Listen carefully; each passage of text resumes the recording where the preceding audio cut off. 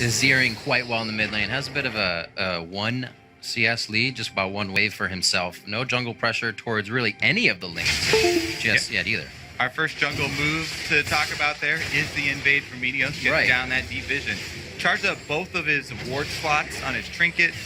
Go in there, drop a couple, and he will see Smithy when he heads over. Smithy, I think, smited the Raptor buff, though, so he's probably going to get some money off one of those wards.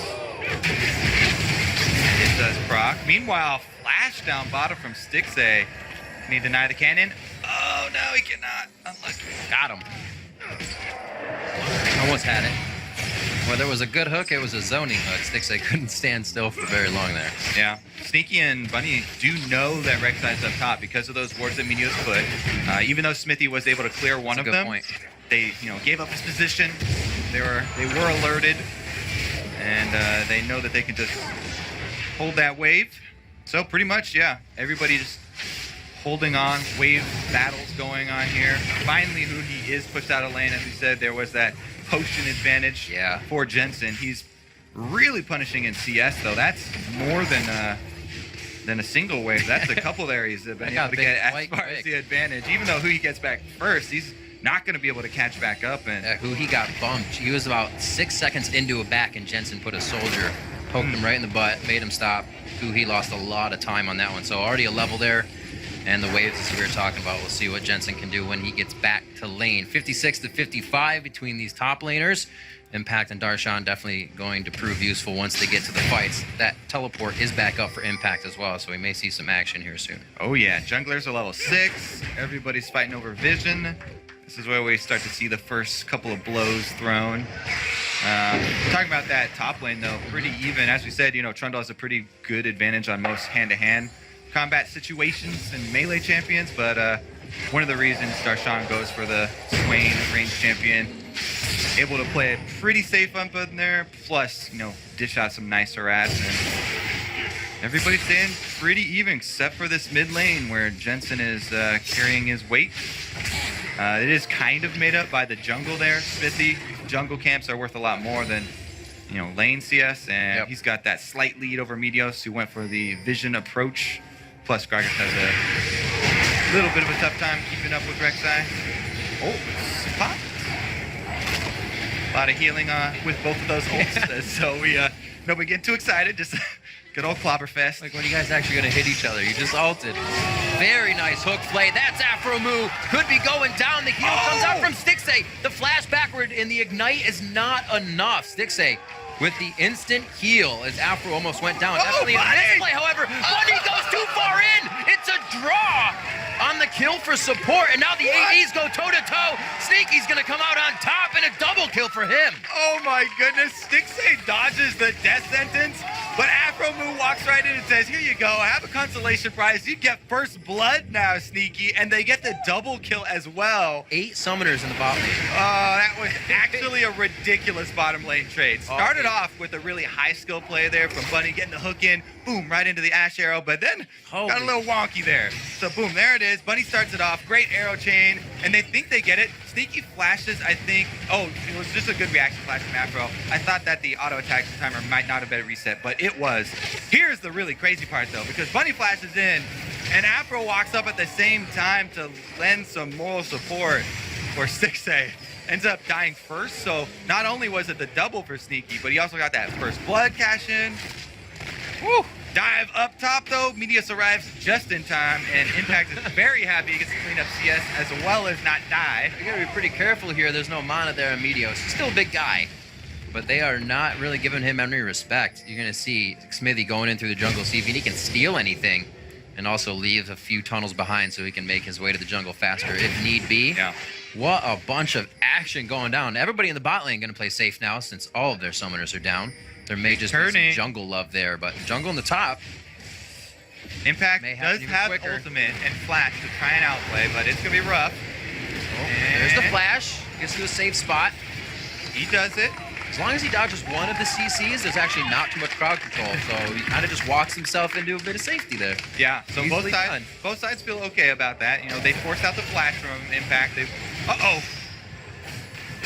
Death sentence put a stop to things there. Ooh. Good culling there from Stixay. Oh, he let it hit him. It was still hitting Sneaky on the edge. Bunny Fufu wasn't able to clear enough. They make it Afro here again. They take him down. Another flay into the turret. This bottom lane is awesome. Very exciting trades here. Back with the Bunny Fufu Thresh back in the mix, and he is making plays happen for the team. Sneaky's now racked up all 3 kills for Cloud9. And this is not going to be an arrow bot Ashe. No. Sneaky's going to be a very, very threatening Ashe. And that's just going to mean that CLG's Flash Rek'Sai into Braum initiation we talked about is going to be that much more important. They're really going to need some lockdown for this Ashe. He is a prime target, doesn't have an escape of his own. So CLG definitely, their focus, once we transition more towards the mid game. This becomes scary. What do you do now? So where was the arrow? Arrow's up. Hook in here. That should be the disengage, right?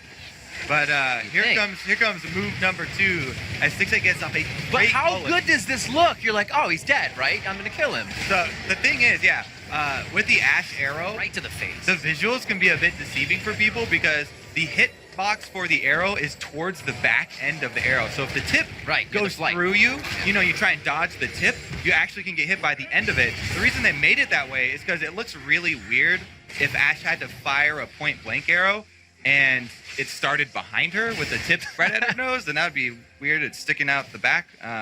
But yeah.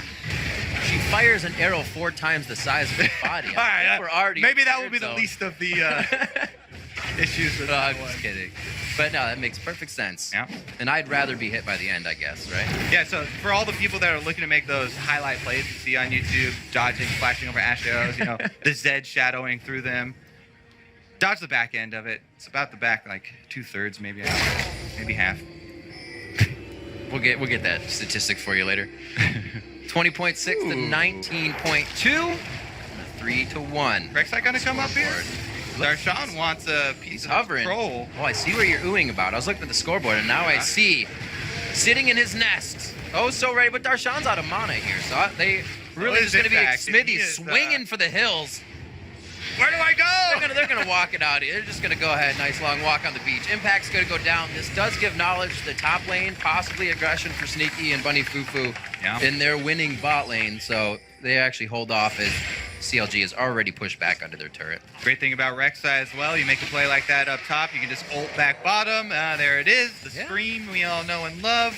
Meteos was going to go for that counter jungle, try and take a camp maybe as price for the gank, but not going to happen with Rek'Sai. She protects her own territory. Nice tunnel network already set up. One of the things you mentioned earlier, actually, that I want to go back to is, you know, leaving tunnels in more aggressive areas. You know, try and hide them in brush more, you know, a bit further up into enemy territory so that you can pull off some more of those sneaky plays and reposition when opportunities really are going to pop up where you need to get there very quickly around Dragon or around the enemy territory, around their jungle. That's one of the big differences between the really high-level Rek'Sai players and people just starting out. You know, finding areas to hide tunnels and actually protect them for laners for return ganks. Smithy, some optimal ones on his side. It looks like his has been cleared out, mostly on Cloud9. They were there quite some time ago. Chronologic Gaming has been somewhat confined to their side of the map so far. They did just get Impact, but it was on their side of the map. Pushed up a little too far. Tiamat into what looks like he's going all the way to that Ravenous.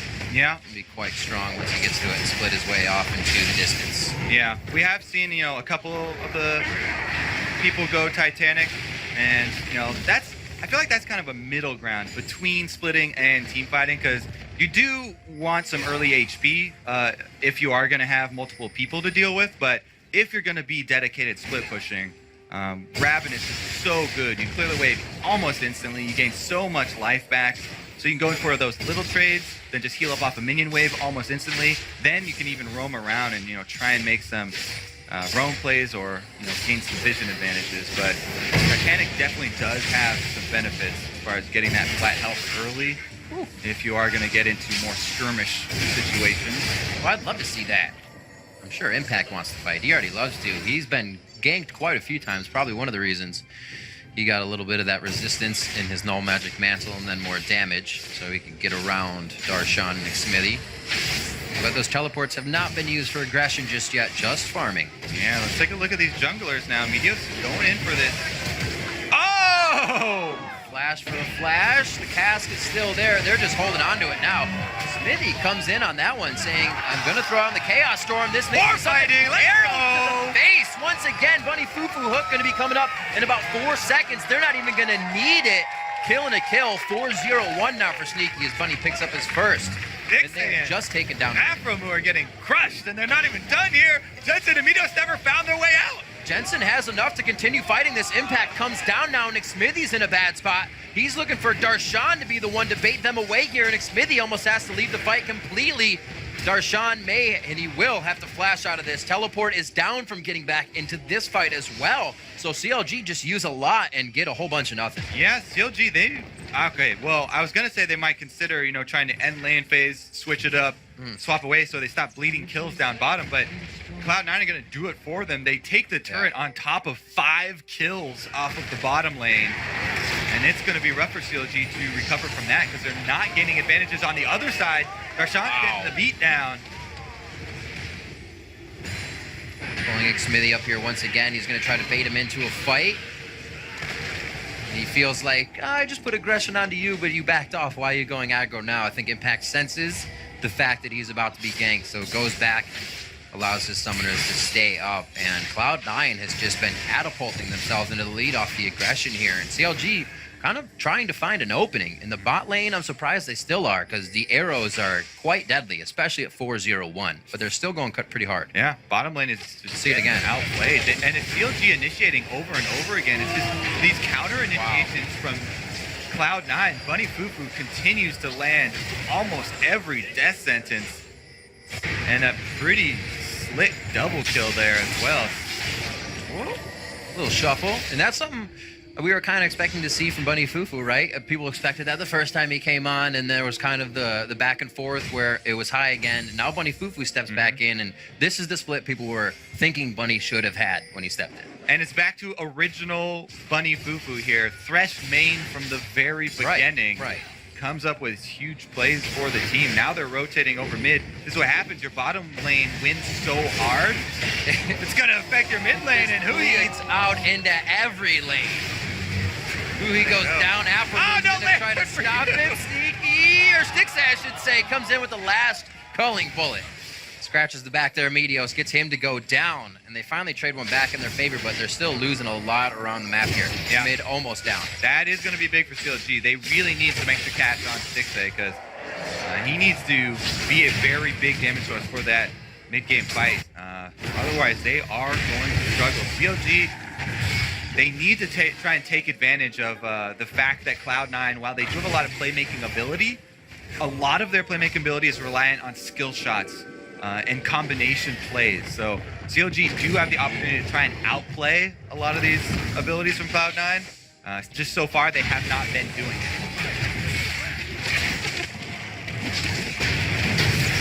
Field attempt. I don't know if they want to fight that one fully. Letting that go away. Jensen feels all right. Saying, team, it's fine. We don't need that right now. Mid lane 209 to 181. Top lane's pretty even, as well as the AD carries here. It's just the kills that have happened in this bot lane. You can see Sneaky stepping in, CLG stepping away. Don't really want to be too close because they also don't have too much vision around this area to keep themselves safe at this point in the game. Yeah. CLG grabbing that top lane turret kind of opens up the map for them, but not really, as a lot of the focus is going to be around the early Drakes here, and the Rift Herald's about gone, so Baron's going to find his way up there, and that's way too dangerous of an objective, so yeah, not going to help them too much, and Cloud9 move right in to their area of power. Yes, our bottom lane with the extra 5 kills makes it very easy. Get the Ocean Drake now. Take the Ocean Drake. Works for them. Where do they go from here now? We have Impact with his Ravenous Hydra finished up. That Rylai is there for Jensen. Everything enables them to continuously using arrows or hooks to lock down one kill. So far, Stixay's been the only one to feel that. We haven't really seen what happens when these teams get together as 5. Yeah, we'll see what Sneaky's able to pull off next, because next item will probably be Infinity Edge as he goes for that very, very big combo. Essence Raver right into the Hurricane is what we see a lot from Ashe. You know, get a bunch of cooldown reduction, you get that AoE, multiple bolts, extra bolts for your slows. But once the Infinity Edge comes in, you even have a lot of power behind those crits. So he becomes a very, very, very big threat. As of right now, even sitting on those 2 items, though, wherever he goes, Cloud9 have a lot of control. See if you can go for some cross-map arrows, though, because everyone from CLG have swapped down bottom. We're going to try and... Whoa! Early Baron, 21 minutes in. Meteo's going to try and take it. The sense is there. But that is super risky. That is... Oh, Smithy gets hooked. The slows and the catches that they have, they can continuously go, and he got his tunnel in just in time, scrapes himself through, but just taking about half of his health, but Cloud9 is thwarted on this. Even though nobody for Cloud9 really dies there, that's a big mistake, and they actually lose a lot of tempo. Look at down bottom. Yep. Stixay's pushing, and CLG's just trying to keep Cloud9 here and try and delay their moves. They push up on mid lane. They've already taken bottom lane. This might be a 2-for-1 tower trade. If Swain here, Darshan, can move up and stop Sneaky from finishing off this turret, can't do it. Bunny Fufu roaming back to get here and help though. Sneaky. There it is. When the lantern is there, you take it. Sneaky safe. He gets out. They get the top turret as well. Mid's actually getting quite a bit of pressure here, and they may be able to throw Meteos and the crew off. Gravity field goes down, but it looks like they're able to hold enough with the barrels and the soldiers. So losing bottom, almost losing Sneaky in top, but Cloud9's able to still grab some. Like you said, though, there's definitely momentum lost there. Yeah, that's some good Baron. little bit of breathing room for CLG, which they definitely needed. Cloud9 let up a little bit on the gas, and no teleport means it kind of removes a lot of the plays you're thinking they would set up, right? You know, they've got the split push Trundle. He's already got Ravenous. He's in a great spot to create that side lane push. They have an Ashe, you know, plus a Gragas. There's so much long range engage for Cloud9. You know, since they got this early lead, they really would look to abuse that, but maybe now CLG are going to be able to play defensively, and no teleport on Trundle means they might be able to turn some numbers advantage. Make no mistake, though, Cloud9 still very much in control of this game. Yeah. And a well-placed sneaky arrow into a Jensen, Azir Sec could definitely be devastating and break this game wide open.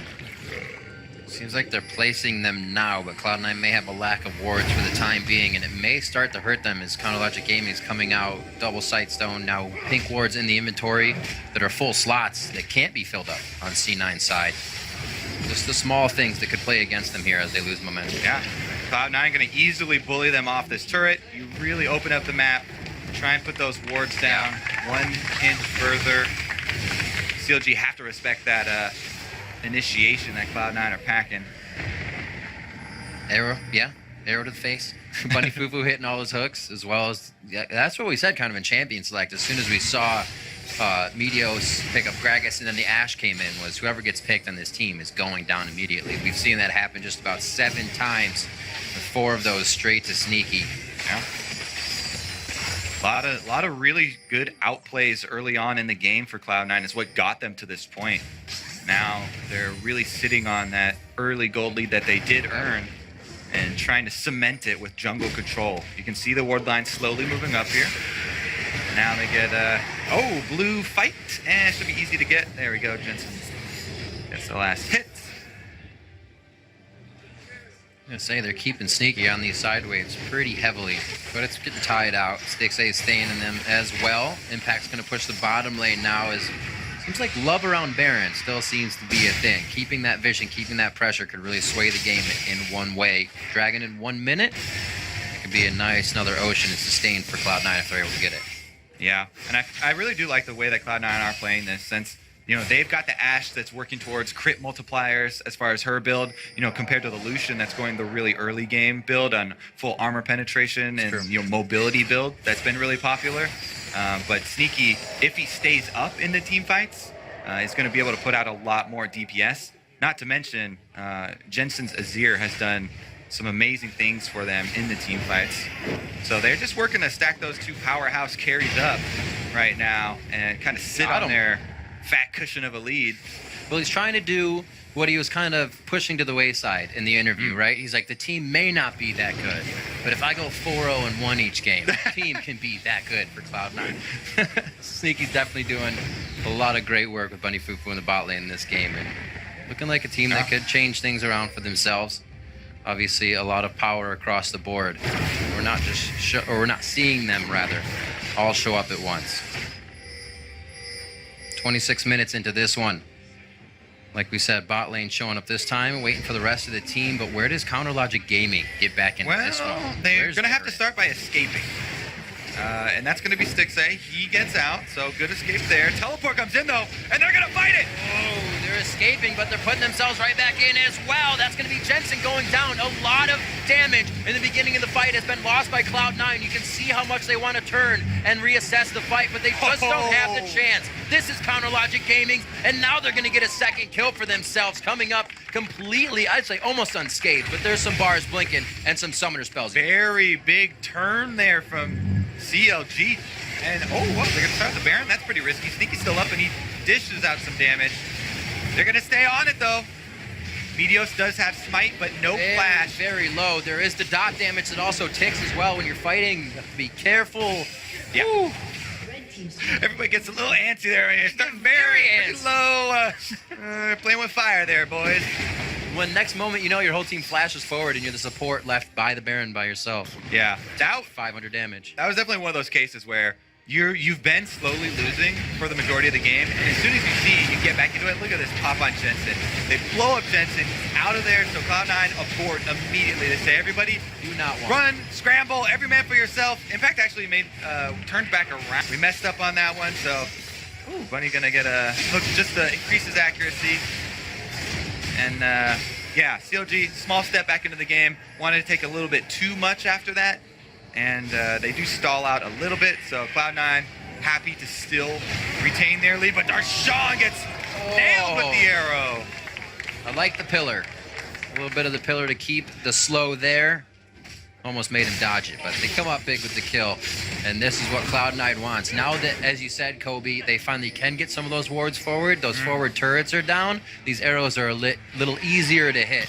You have a few more feet to go forward and take that advantage of the CC and the kill forward. I'd be a little more cautious. You know, Cloud9, they're starting up this Baron once again, but Meteos did go with the ability power Runic jungle rather than the Cinderhulk, so he is, oh man, they're just burning it actually. So much damage. All right. Smithy's toast as well. Hello, the hero steal. That's a closing right there. Big Baron power play coming up for Cloud9. 2 members down. Darshan will revive, but Smithy's going to be off the board. Yeah, I was going to say, oh yeah, you know, it takes a little bit longer, harder to tank if you don't have Cinderhulk, but it doesn't matter. They have Sneaky. His Infinity Edge was completed. 3-item Azir post level 16 as well. They melt that sucker right up the middle as well. Fantastic start to this one in the bot lane for Cloud9 to really look back at the beginning of it, just one after the other, and it was CLG that kind of came to lane with the high level 2, but then got themselves into trouble as Afremu and Stixay kept going at Bunny Fufu's Thresh under the turret as well. Those kept going back and forth, so really a reason to see how Cloud9 catapulted so far ahead this game, but keeping themselves there. They've been doing a very nice job of that. Yeah, I wonder. I think I have to say right now, Bunny Fufu's making a really good case for player of the game, but so is Sneaky. It was that whole duo working together, like you talked about, that earned them such a big advantage in the bottom lane. And the rest of Cloud9 performed very well as well. You know, we talked about Jensen earning that CS lead solo in the mid lane, and it really all came together then with them. Impact cautiously backing off, doesn't want to give up any more kills. Good attempt, I guess. Saw it coming though. Stixay, nice dodge. Still going to be a kill on Afremu. They get one at least. That zoning arrow. Yeah. Get him out of there. Should have Impact gonna claim his life. So we have Sneaky, Bunny Fufu clearing the wave as Impact's gonna like, move minions, get out of the way, come on, get out of the way. He gets himself another kill, 30-30 on the clock at 10-5 here You're looking at just about a 7,000 gold lead here for Cloud9 as they start to push the top wave in. You do have Xmilly that can ult back to the base, but he's trying to push a wave out, trying to give Chronologic Gaming something to work with after this is all over. Look at the amount of Baron-empowered minions, though. They stacked up about 3 waves right here, and that is going to burn through the turrets just as well. Not just as much as the Azir Ash, but it's going to help a little bit. The whole team of Cloud9 moving so fierce.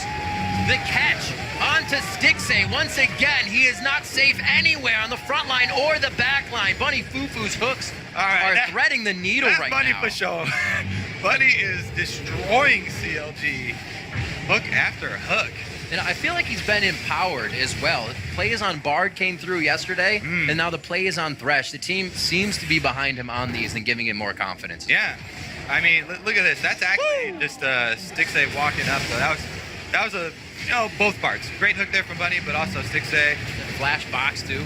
Lack of focus, maybe. I think that's very important for CLG. After this game, we are into the best of 3s. We're going to mention it, for a couple more weeks still here every time. But again, best of 3 is so important to be able to refocus after a game 1 like this. And CLG still definitely, do have that chance. But Cloud9 feeling so good, especially Bunny, as you said.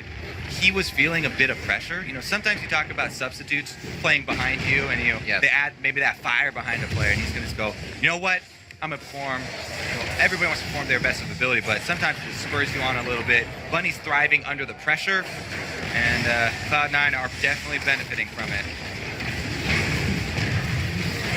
Ooh, pressure hits. You'll be safe to get out of that one quickly. As well as the pressure that they start to create, or Bunny even, and the rest of the team starts to create when they step to the front line. Nobody wants to be within hook range, and Bunny can hold that now to be even more aggressive and say, if it's up, you're probably going to get hooked, and that's what you're seeing CLG give respect to. Minion waves pouring into the top here. Mid lane is actually stuck in mid, so they're really looking to work this bottom turret here, possibly a kill and to end the game. But it doesn't look like CLG is really going to give them an inch here. They're saying take the waves and a bit of the turret, but you're not getting a good engage. Yeah, look at that. Bunny Fufu also, he's at 32% cooldown reduction now. He's trying to get up to that maximum, just spam out death sentences. More opportunities to make plays. Sneaky's arrow about to come back off cooldown too. That might be the go button for Cloud9. They have the Guardian Angel on Meteor, so he could easily fly in and give himself up for the turret and then the resulting fight. There's the cast that goes down behind. Darshan doesn't get popped into the fight on that one, and they are going from the side of Chronologic Gaming. The box pulls out the culling as well. Impact there with his ultimate on heals while the turret is trying to laser him down and actually gains life during it. Oh, there's Jensen. There's the double Emperor's Divide, and it will do just that to Counterlogic Gaming. Stixxay gets hit in the back. Impact makes sure he has the AD carry as a target as the rest of the team focuses now. What is the front line for Counterlogic Gaming? They're back onto Darshan as a team now, and they take him down after the Zanyas comes back up. It'll be a few more shots from Sneaky before they can turn on the Stixxay and Aframu. Jensen is fallen, but he is watching his team just take down Chronologic Gaming here. They look to get another inhibitor, and the minion wave has met the mid lane inhibitor turret, and they'll go for that next. That was a impressive little last stand there as Darshan got off the Zonias and was able to heal up a massive amount, but not close enough, and Cloud9 will take game number 1 here. Going in quite hard. It does look like they'll have what they need to finish it out. Aframu throws himself in the fire, and he's going to go down trying his damnedest to stop this Nexus turret from going, and it's going to be Stixxay, the quick cleanse, but it's not enough. Cloud9 from the bot lane. This game, 15-6, 35 minutes in. They'll take game 1 of the series over CLG. I gotta tell you, it has been a while since I have seen Sneaky really go off like that. But man, him and Bunny working in concert and in the bottom lane, huge carry performances from them. Sneaky, we always talk about, oh yeah, he's just so reliable for the team. He's always there. He's a standard performer. He's always